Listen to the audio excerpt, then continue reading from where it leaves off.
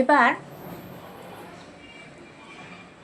আমাদের round glass coaster.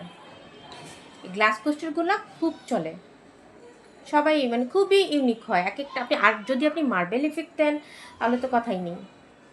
আপনারা চাইলে এক কালার সাদা করে তারপর ওটাতে ইচ্ছে মতো রং করে নিতে পারবেন, কিন্তু মার্বেল ইফেক্ট দিলে আর সেটা প্রয়োজন হয় না। প্রথমে মোল্ডেড কিনারগুলো আমরা আস্তে আস্তে আলগা করে নিব। আমার হাতের নখ খুব ছোট থাকে, তাই আমার জন্য এটা একটু টাফ। কাজগুলো আমার হাজব্যান্ড বেশি করে দেয়।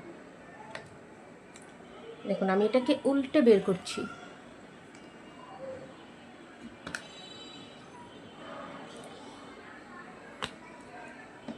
দারুণ না? অনেক কিউট।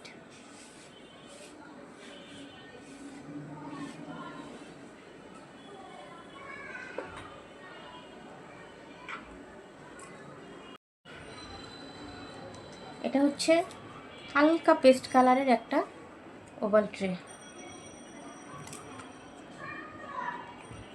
আপনি যদি ভালো মানের জিপসাম ব্যবহার করেন, একটা প্রোডাক্ট আপনি আধা ঘন্টাতেই ডিমোল্ড করতে পারবেন। এবং ফিনিশিংটা শুধু দেখুন, আমি জানি না ভিডিওতে কতটুকু দেখা যাচ্ছে, একদম সিল্কি স্মুথ।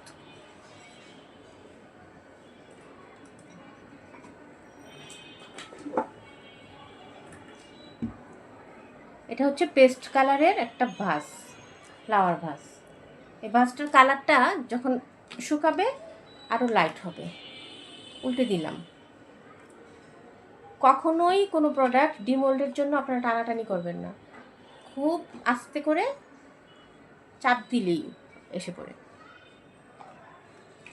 এই যে এটা শুকানোর পর আরেকটু লাইট হবে কালারটা। এটা আমার অনেক ফেভারিট কালার। এটা হচ্ছে আমাদের লোটাস। লোটাস আমার হাতে সবচেয়ে বেশি নষ্ট হয়েছে,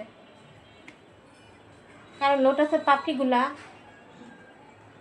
এত সেন্সিটিভ যে ভেঙে যায়। এটা মার্বেল এফেক্ট দিয়েছি পার্পেলের সাথে, আজকে কিন্তু একটুও ভাঙেনি। আর এই যে দেখেন আমার হাতের অবস্থা।